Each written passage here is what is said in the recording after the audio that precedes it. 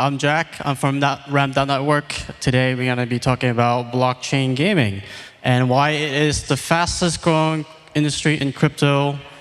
And you should be ashamed of yourself if you haven't played any blockchain games yet. Cool. Next slide. So a little bit about me. So I got into crypto in 2013. I was in New York City studying in NYU, doing business school stuff. And then I sort of fell in the rabbit hole of Bitcoin when they offered me free beer and pizza. And I've been doing sort of crypto and working on various different projects. One of the first projects I worked on was called BitAd.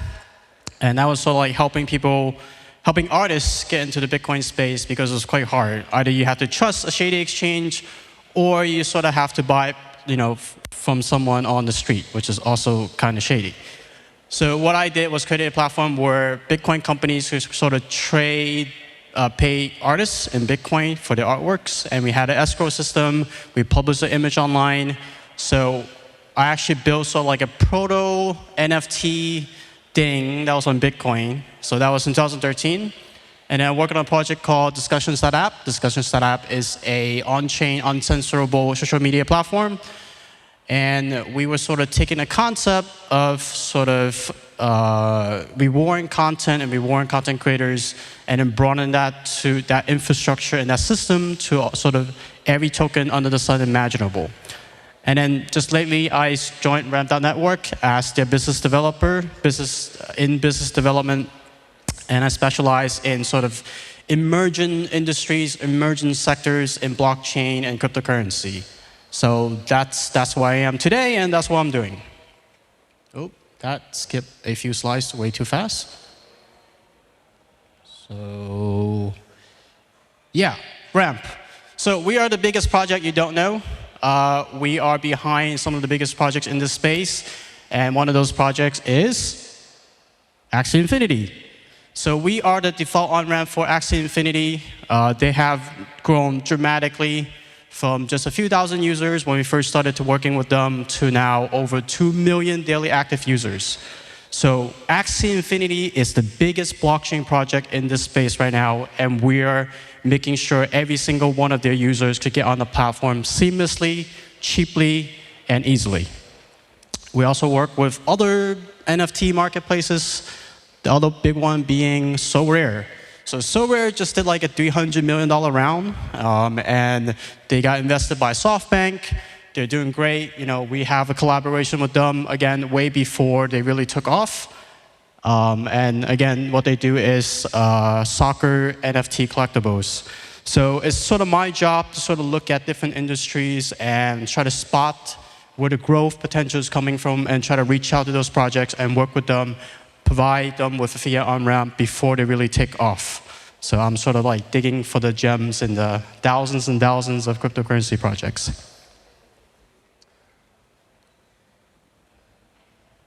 Okay, so I told you Axie is the biggest project. I told you about how this is sort of the fastest growing sector in cryptocurrency, but just how big.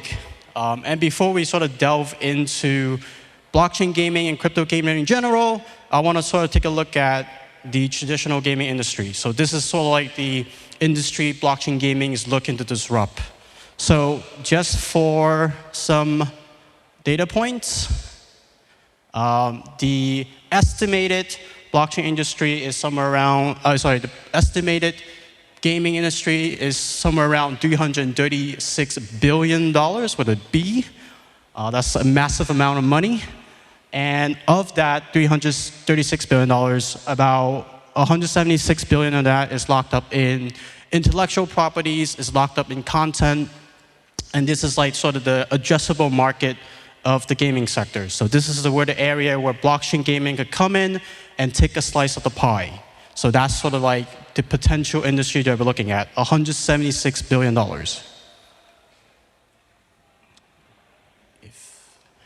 And gaming is growing faster than ever before. You might not know, but gaming is actually the biggest entertainment industry there is out there. So it's eclipsing TV, is gonna be bigger than, it's already bigger than movie, it's bigger than YouTube. So I think the last estimate I saw was that 1 out of 3 people on this planet plays a game, and they contribute to this gaming sector. So just to sort of check who's a gamer in this room, who have played a game in the last week or so. Raise your hands. Oh, not too many gamers. Not too many gamers. Okay, who's played a blockchain game before in the past week? Okay, who's played DeFi Kingdom before in the last week? Who has a Gen 0? Raise your hand. That's me, I have 2. All right, anyways. What? DeFi Kingdom. So yeah, we'll get to DeFi Kingdom in just a bit. So growing very fast. The slides is just not cooperating with me today. Can you go back one slide, please? Go back. Yes, so again, it's growing fast. The last estimates of the gaming sector, VR is growing. We have sort of traditional gaming is growing very slow, 9%. VR is growing at 30%. Blockchain gaming is going to expect it to be a $50 billion industry by 2025. I would say that's sort of underestimate, just because just from Axie Infinity alone, our partner, they already did $2 billion in sales just this year. So that's $2 billion from a single company just this year. So this number is definitely estimation. My prediction is that by 2025, we probably encapsulated most of the sort of traditional gaming market, and we're starting to see that today with the traditional gaming publishers jumping into this space. Next slide. So just some rough numbers. It's estimated that all the top gaming tokens right now is about $12 billion. So again, if you look at traditional gaming market, it's $176 billion, and now we're just 10% of that. And compared to DeFi, we're sort of up there, we're about 20%. And I want to sort of bring up this comparison with DeFi because DeFi gets a lot of attention because there's a lot of big numbers being thrown around. Millions of dollars incentive, people like, getting 20,000 APR, and, it's very exciting, very energetic space. However, and many billions of dollars locked up in value in DeFi protocols. But however, when you dig a little bit deeper, not that deep. When you dig a little bit deeper, you sort of see that even though DeFi is doing these massive amount of numbers, the amount of people who are actually using DeFi is not that big. And that's sort of understandable. DeFi is complicated, math is hard. People like to see pixelated characters and doing fun things rather than doing your yield math and how much you're earning in which protocol and when you got to rotate your yield farms. So not as exciting. Gaming is very accessible, very easy to understand, and it sort of helps contextualize some of the the blockchain concepts to the regular person. So it makes it easier to sort of approach. And here are some of the top performing blockchain games. I'm not going to go too deep into that because I'm at Harmony One conference, and this is Harmony One's time. So let's talk about one of their projects and one of my favorite projects. If I could go. Again, more different game things. Again, just recap, 156 billion in the traditional gaming industry. I had it at 136. I don't know why the number changed. These are slides that are supposed to be skipped. Okay, ignore what you're seeing on the screen. Blockchain, cool projects. I think. So, blockchain gaming. Blockchain gaming is sort of made of different tech stacks. And we sort of have the blockchain at the bottom layer. And on top of that, we sort of have the tokens. And that token layer is sort of where the token economics of the games come from. And on top of that, we have NFTs with sort of metadata for digital assets. And on top of those sort of digital assets, when we have like this digital property, we could start building into it sort of digital ownership of game items. And that's sort of like the stacks of technology that makes blockchain gaming possible. And within the sort of NFT space or blockchain gaming space, there are a few concepts that you should know, and obviously one of them is play to earn. Who's have heard of play to earn before? I think that's everybody, yeah. So I think this is sort of a hard concept for people to wrap their head around because we sort of imagine gaming as sort of this thing you do in your free time. You don't get rewarded for it. So it's a little bit strange to hear that like I'm getting paid to play this game. And a lot of people sort of reject that idea or call it a sham outright because they don't understand it. And they compare it to a Ponzi scheme. So obviously a Ponzi scheme, this is what it looks like. It's a triangle. The people on the top take some money from people on the bottom and they keep distributing it out to sort of successive newcomers into the platform. So why is blockchain gaming not a scam? Well, that's because we don't have a pyramid structure. We have a network structure. And the way I like to think about play to earn is that, this is sort of an emergent digital economy. And sort of things you do online are starting to accrue value, right? Nobody thought that posting pictures yourself on Instagram was going to make you any money, 4 or 5 years ago. But nowadays, it's normal. It's, because Instagram influencers have such a huge magnet of attention that they could use to sort of work for the advertisers. And if you think about it, like with these games that are coming up, it is much more valuable for you to have a piece of real estate in a game than it is to have a storefront in New York City. Just think about that. New York City, the global capital center of the world, but it's not accessible to everybody. Whereas with a game, it's digital. You could just enter into the game very seamlessly, and anyone in the world could access this game. So you're actually getting more eyeballs, more participation from games than you are from like a storefront in New York City. And again, going back to this idea of sort of the digital world is becoming more and more valuable because it's more accessible, because you're able to be more global with games. It's starting to emerge this idea of the Metaverse. And the Metaverse is obviously best exemplified by a movie called Ready Player One. If you've seen Ready Player One, you understand the Metaverse. It's this idea that in the future, we all sort of have this digital reality that we live, that we sort of interact in, and affect our physical reality. So what we do in the game impacts our real life. So again, you could be a great character, you could be selling digital items online, and that would sort of affect the way you make a living. And we already sort of starting to see this a little bit already. Like the Metaverse is still like a very nebulous concept. People are still trying to wrap their head around it. But just, recently a lot of, especially in the time of pandemics, there's a lot of artists that sort of host concerts online. So here you see Lil Nas X, one of my favorite artists, hosting a concert on Roblox, one of the most popular games in the world. So there's no way Lil Nas X could fit an audience of 1 million people in an arena. There's never going to be a big enough arena to do it. But in the digital space, there are no limits. You can have many, many million people online at the same time, and you could sort of, Lil Nas X is not really playing the game, but he's participating in a game that's adding value. He's doing a performance in the game, and people are paying money to see him in this digital world. So the play-to-earn concept is not, if you broaden it out a little bit, it's just sort of your interaction, your work in this digital space allows you to sort of extract value. And that's what Lil Nas X is doing with his virtual concert. And that's what, Travis Scott was doing when he did a concert on Fortnite. So especially for the younger audience, it's going to be a little bit strange, maybe even, to go to a physical concert when you get so easily, readily accessible to a digital concert, and where the experience is so much richer.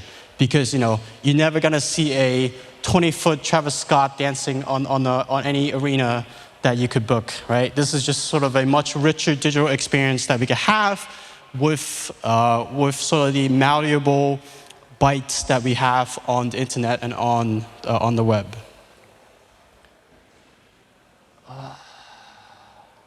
And so yeah, going back to the idea of now you have these digital worlds with many, many millions of inhabitants. Now you can sort of claim a piece of it. And that's sort of where, again, blockchain technology comes in.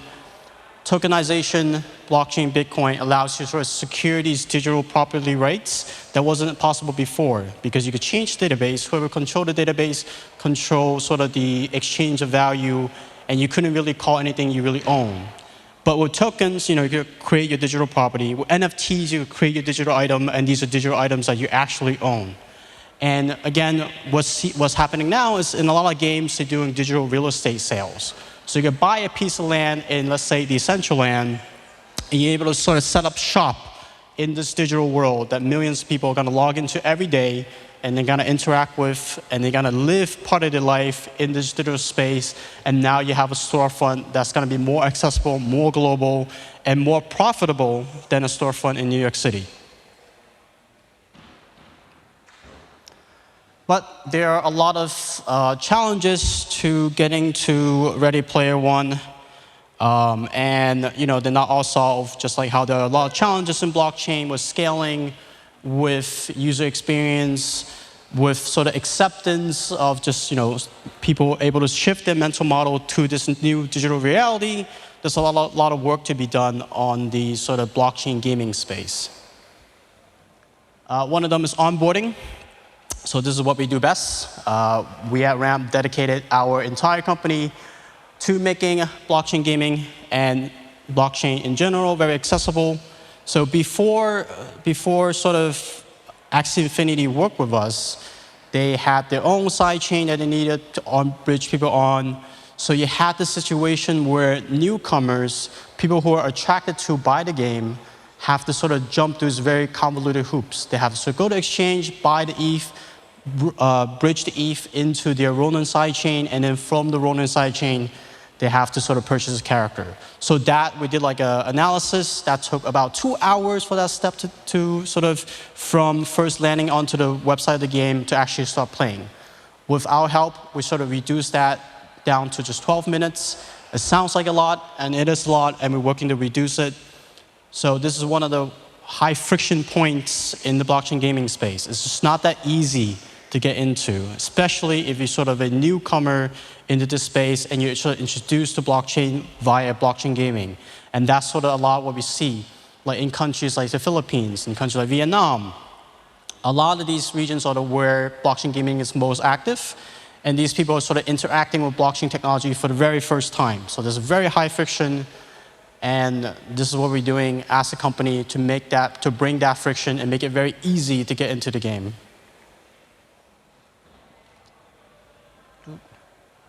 And then there's costs. A lot of these games are, you have to pay upfront before you can play it. You have to buy a character, you have to purchase items before you can play the game. But there are solutions coming up, one of them being Yu-Gi-Oh! Games. And what they're doing is sort of handing out scholarships, they're lending out digital assets so you get started in the game very quickly. So like this is sort of like the merge between blockchain gaming and DeFi, where we're applying some of these concepts and ideas of lending and having sort of smart contracts keep track of revenue. So what Yu-Gi-Oh! Games does is allow you to sort of rent out a character, play the game, earn, and then split the profit you get from playing the game with whoever's lending to you the characters. And then there's obviously the challenge of being mobile. About half of the gaming revenues is coming from mobile at the moment. So blockchain as a whole is still not very mobile friendly. So for us to sort of get to that segment of the market, we have to sort of make sure that the technology is good enough and is lightweight enough to run on mobile applications, and that includes blockchain games running on your mobile phone. And again, gas fees is concerned, complexity is concerned, and that's what we're doing at Ramp, and that's what we're working to sort of simplify, to make it very easy to onboard what we think will be the next billion people onto the blockchain through gaming. Because again, about 1 in 3 people on this planet is playing a game of some sort, and that's a massive market, and that's going to be the most easy, low barrier entry for these new people coming onto crypto, coming on board onto the blockchain space. DeFi is great, but DeFi is still a little bit too complex, a little hard to wrap your head around. One of the previous speakers mentioned that DeFi sort of be in the background, right? The banks will participate in it, and then the end user will sort of participate without knowing they're participating in DeFi.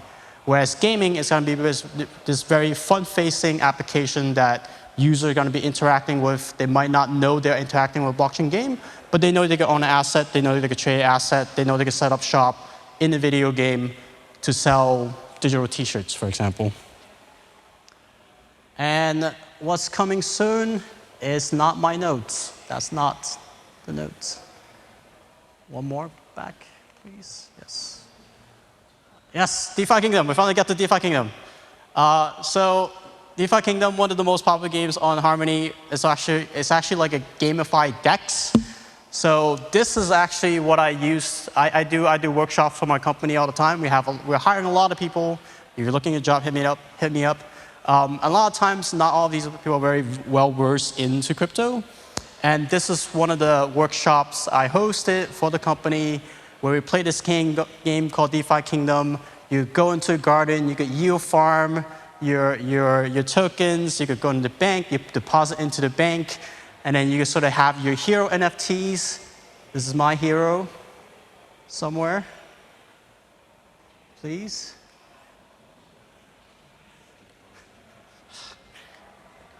I'm just clicking everywhere. Oh, that's her. So this is I spend way too much money on this, but I just want to show off because I spent so much money on it. This is one of the NFTs. It's a character.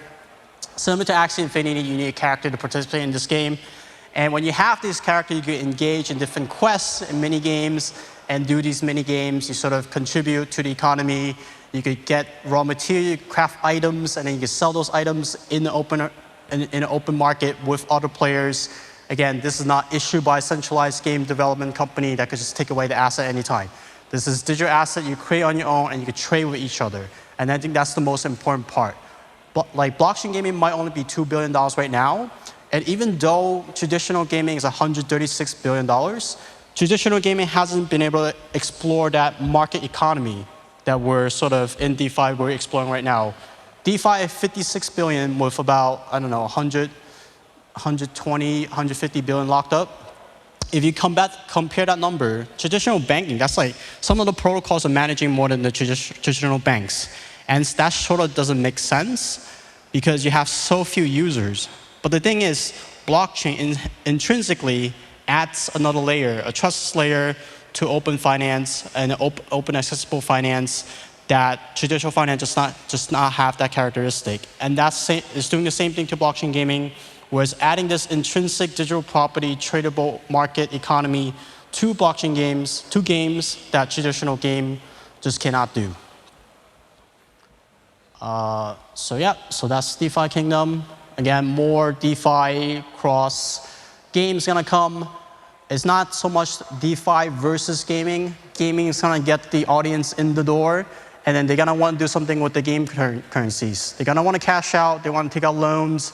They want to put up the characters as collateral for stable coins they could use in other places. So this is where like gaming is bringing the new people, and DeFi is sort of educating them about this new world of finance they can now participate in. And I think that's last slide. So if you're building a game or any project, we support Harmony One.